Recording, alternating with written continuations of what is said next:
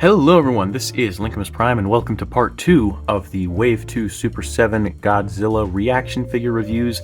We are taking a look at the 1984 Godzilla and the Reaction Toys King Ghidorah. And I first would like to take a look at the 84 Goji. He looks very 84-y, very Heisei era. This is actually the first Reaction Heisei era figure from Super 7, which is very cool because the rest of them, of what we have, are all, well, Showa era.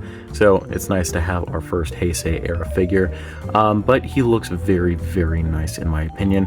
You know, he does have the same kind of gray charcoal tone that we get on pretty much all the other figures. Another cool thing is that, well, for this one, it is still an individual piece, but it isn't like unpainted like some of the other ones. But this is all one section right here for these 3 rows of dorsal spines, which looks very nice, and it is painted very nicely. Of course, we get more going down. We get 5 rows. We get 5 rows of dorsal plates, which is really cool. And then we get 3 rows going down on the tail, which looks really nice. Unfortunately, nothing up here is painted, but that would not be accurate. So everything you see down here is pretty much accurate in terms of color, but they managed to go all the way up to the very end of the tail when it comes to the paint for the dorsal spines. But everything else, it is kind of faded in this nice like grayish tone, which I really like. The eyes are painted white with the black pupil on both sides, and they are painted luckily evenly. Teeth are painted in a yellow color, which is pretty interesting. We get the same yellow color with the nails and the claws at the bottom, which is applied very nicely. Nothing really messed up here, and that is very, very nice. But everything else is just detailed nicely.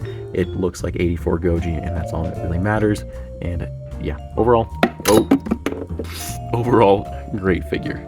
Now, in terms of the King Ghidorah figure, I love this thing so much. It is gold, it is entirely gold, it is entirely metallic gold, and I love it. We get a lot of the scaly King Ghidorah type details. The nails are painted, I'm pretty sure that might be accurate. I don't really care, they're nails. The wings are all painted gold. The entire thing is literally just painted in gold. The ends of the tails, however, are painted in a bronze color, and then we also have some more of that bronze for the manes, which looks really nice, and the eyes are painted red and a little bit of yellow slash kind of silvery white in the middle with a black outline around it. So the eyes are painted really nicely. We get some white paint for the teeth and some pink paint for the inside of the mouth. So lots of really nice painted detail. The rest of it is just scaly sculpted detail, which looks pretty cool. And we get some spiky detail. We get the spikes for the tops of the heads. Overall, this thing is pretty much perfect for what it is, in my opinion.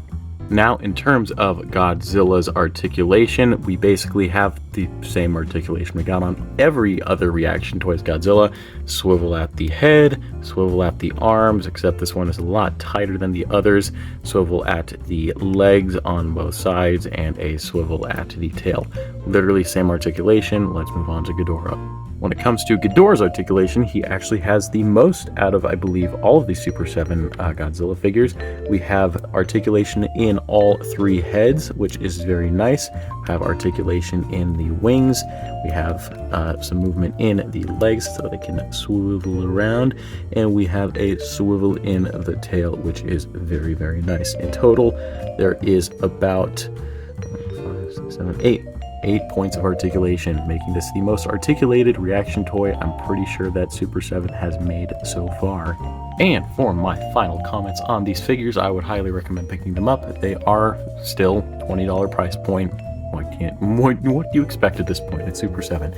But they are still very nice for what they are, in my honest opinion. You know, I like collecting these figures. They're just fun to collect. I've made that clear in other videos that I've made of these before, but I just like collecting them. They're fun. They're just neat to have in general, and for what they are, for the paint that they have on them, is really, really impressive in my opinion. But yeah, so, you know, highly recommend them. Really cool figures in my opinion. But yeah, so anyways guys, that is about it for this review. I hope you all enjoyed. Please like, comment, and subscribe, and I will see you guys in next video. Peace.